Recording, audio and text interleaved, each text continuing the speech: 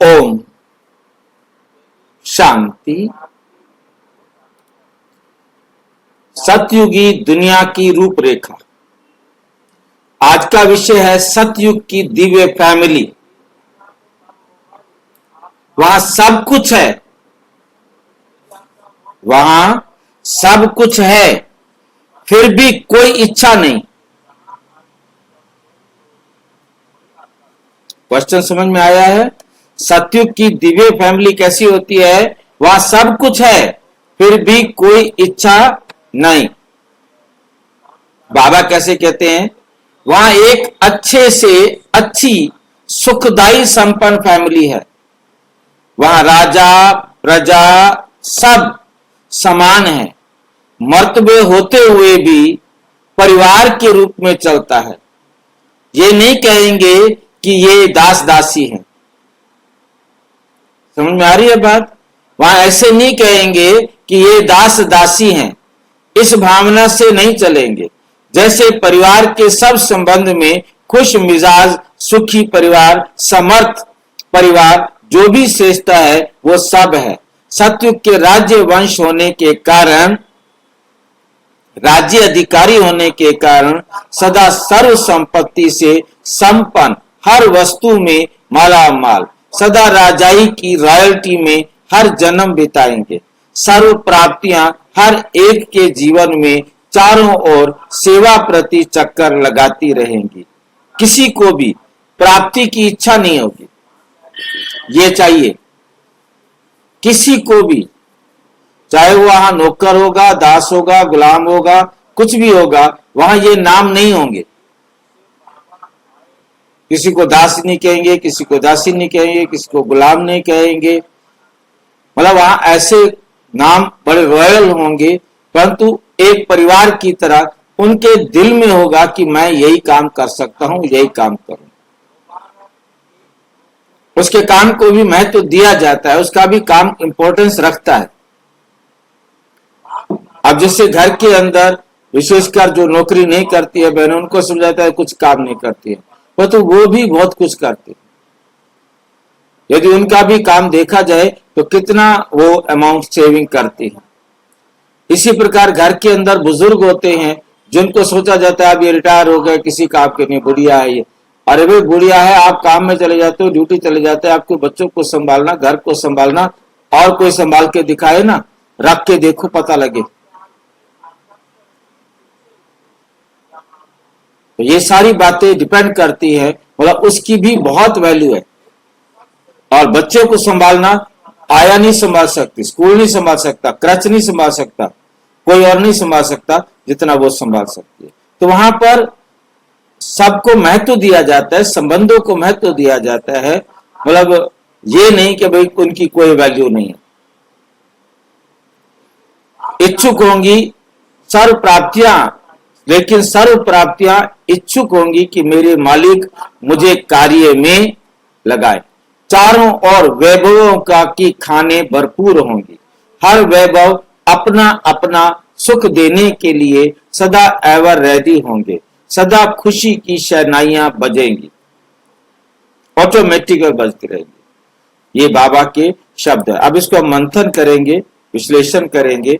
आज हम आपको ले चलते हैं एक ऐसे दिव्य युग में जहां हर आत्मा संपूर्ण है, हर आत्मा संपन्न है, हर आत्मा परमात्मा की बनाई एक दिव्य फैमिली का सदस्य है।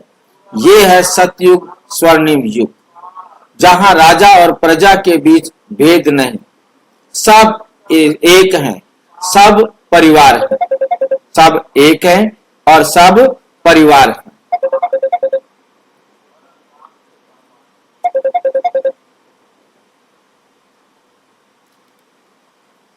सतयुग एक समर्थ फैमिली। सतयुग क्या है? एक समर्थ फैमिली है।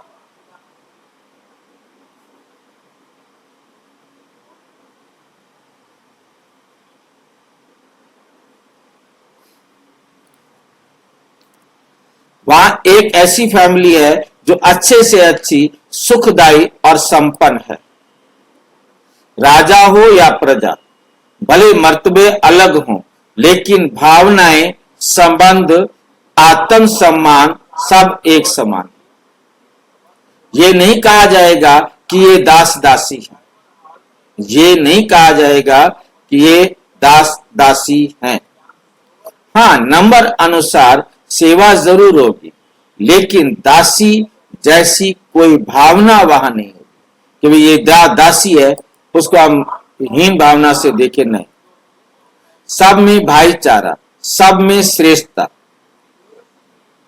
हर एक आत्मा उस परिवार का सदस्य है जो खुश मिजाज, सुखी और समर्थ है, जहां कोई कमी नहीं, कोई अभाव नहीं। जो भी श्रेष्ठता आप सोच सकते हैं वे वहां स्वाभाविक रूप से उपलब्ध है, स्वाभाविक रूप से उपलब्ध है। सतयुग की रॉयल्टी और राज्य अधिकारी। सतयुग में कैसा रॉयल परिवार होता है, कैसे राज्य अधिकारी होते हैं? क्योंकि सतयुग में हर आत्मा राज्य वंश की है, हर आत्मा एक राजा की तरह समर्थ है।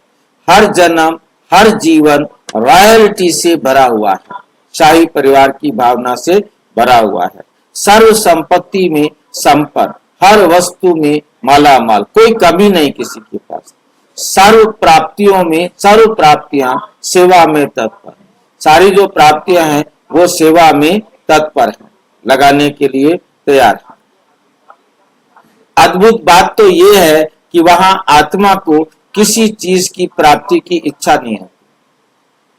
वहां आत्मा को किसी चीज की प्राप्ति की इच्छा नहीं होती, बल्कि सर्व प्राप्तियां स्वयं इच्छुक होती हैं कि उन्हें कार्य में लगाया जाए। हर सुख साधन, हर वैभव एवर रेडी। हर वैभव क्या है? एवर रेडी है सेवा देने के लिए।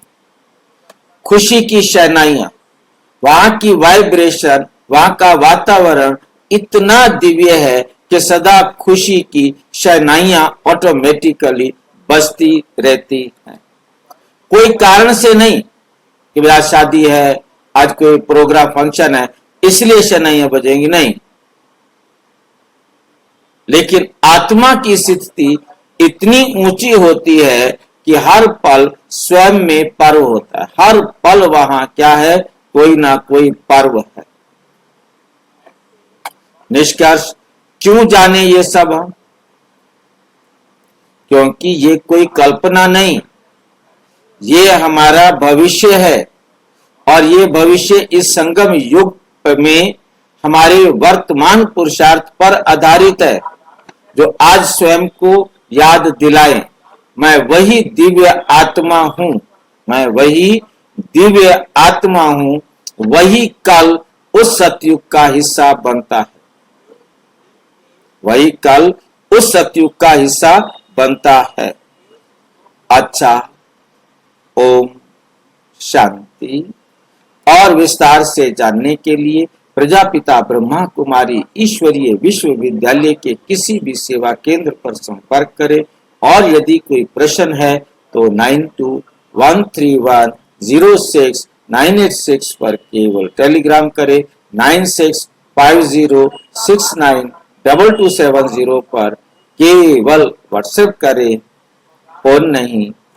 ओम शांति।